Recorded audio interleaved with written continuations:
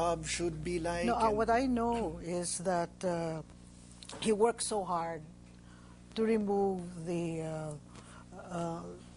remove the unwanted government and to restore democracy, and so he did not want that to fail. And so when things were not going the way he wanted, he kept on. He kept on and silently following, doing his thing as a vice president.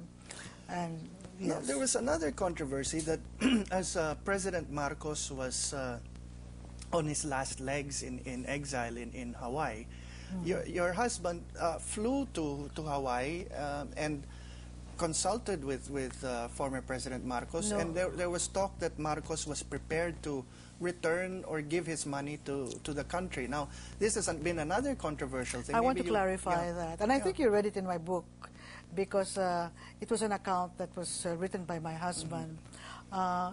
When Marcos was very ill in Hawaii, you know, Marcos was a classmate of one of Doy's older brothers, the ambassador. And so Doy had known him since he was 8 years old. So although they fought in court and they fought in politics, when Marcos expressed wanting to talk to him, he went to Cory and said, Marcos wants me to go to Hawaii, and he has something to tell me. So, but he did ask her opinion. She was not so sure about she was a little bit suspicious, but he thought, this is a dying man, and he wants to say something, it might be important. And so he went, and Marcos had a tracheotomy. He went into the ICU, and when Marcos saw him, he sort of smiled, and according to the family, it was the first time that he expressed, he was smiling. And then he started to talk rapidly, but he sent everybody out of the room, except for the nurse, the Ilocano nurse who was there. And he started to talk very rapidly, and Doy could not understand him. So he said, Mr. President, I can't understand you. So he had his tube removed by the nurse. And then the nurse said, you have to talk to him very closely and put your ear to where his mouth is. But then Doy said to Mr. President, Mr. President, he said, I want to ask you a question before we start.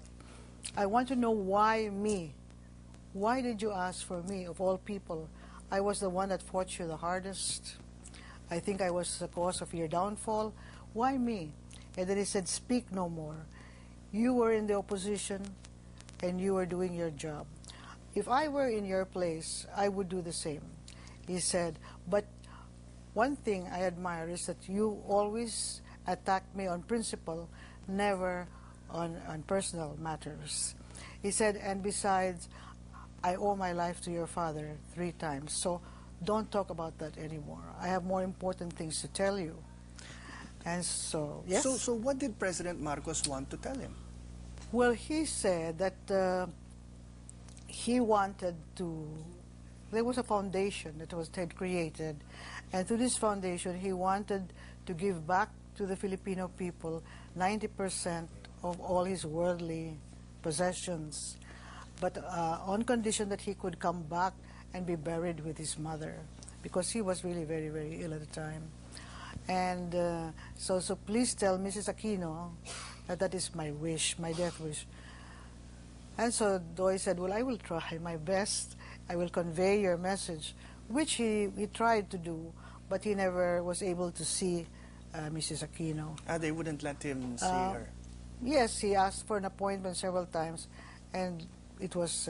and then Marcos died. And then she said, and then when they were able to speak, she said, why don't you just tell the press what it is? And then he said, no, because it is a deaf man's wish, and it's done in secret, so I have to follow his wishes.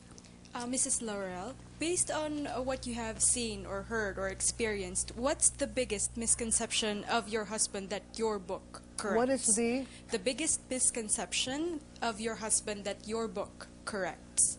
What is the biggest the what? biggest misconception about your husband that your book corrects? Well, I had after my husband died, and after he was, after the state funeral that followed, I went through his things, and I found a diary, which was handwritten, which clarifies everything that happened during that time, I see. during that critical time in our history. So do you have a plan of publishing that diary? Or So it's in the book. Oh, Yeah, it's also in parts the of book. It's in part fact, of the book. they reproduce Yes. parts of it. And the book is actually not written by me. Most of it is written by my husband. I see, that's and I just put them together, and I was like an MC, stitching them together to let you know how he thought, how he felt, because he wrote a lot, and I thought they were too precious not to share with our people. Let me ask you a question I'm interested in as a writer, because particularly your husband and the late ambassador and former Senator Teroy Laurel have all had been of a scholarly inclination. And Yes. how do they balance being a politician, which is a very active sort of, you have to think quickly on your feet way of living, with their inclination, their love of books, and they're writing things, and they're wanting to reflect? How did he balance these things? I think what is his name? Nick Joaquin wrote that in his book. It's describing my husband, because he had that ability to express what he felt and what he thought, and how he could express it also in his writings. And my husband was a romantic person, if I may say, and at the age of 16, he was writing poetry, and he was reading about all kinds of religions, and mostly about Christ and the Christian religion, because he wanted to know. And he was gifted in literature. That's why his father assigned him to write the diary of when the Japanese took them to Japan.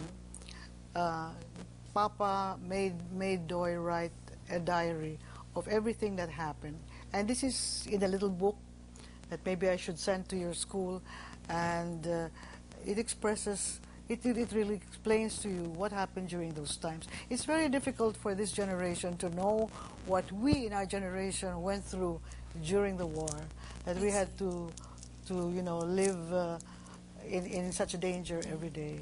Well, but it's a very human inclination, because what I found the most interesting part about your book, of course, was the extracts from the diaries of the former vice president. And as a blogger, it was like blogging without computers. I mean, every night he would. No, he couldn't handle the computer. My goodness. Yeah, there's another question. I see. Do you think that the executive secretary has more power than the VP, or doesn't it seem like? Was this the experience of your husband, that when he was vice president, the executive secretary, who was Joker Arroyo at the time, had more power than he did? Joker was his classmate also, and then later on was Macarig. No, he wasn't talking. He was thinking about power. No, well, they had the power to let you go through the door, Malacanang door, or not. If that's what you're talking about. But no, he was a man of law, and he knew the distribution of power. So he was more than willing to accept. He knew that was the limitation of the job. That yes, basically although, a vice president yes. can only do what the president lets him do. Of course, yes. Yeah. Now, to answer that question, the executive secretary, of course, has tremendous power, because they're the alter ego. They're the traffic cop, basically, of the president in terms of the bureaucracy. So a vice president cannot see the president if the executive secretary doesn't let him. Want to. I see. So what do you think is the biggest contribution, or the best thing that we can remember Doy Laurel for? Of Doy? I think it is his sense of patriotism, because ever since I met him, I was in the we were in the university when we met.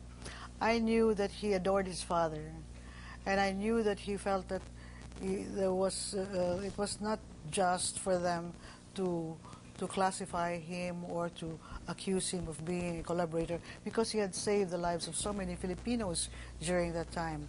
And so he always strove to be the best.